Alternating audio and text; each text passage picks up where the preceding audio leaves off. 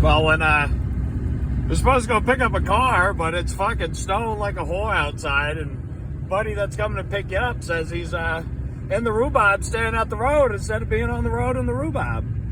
So I guess let's go pull his fucking ass out. But the roads are fucking bad. Talk about a fucking April fucking snowstorm. Holy Jesus. I should be right up here somewhere.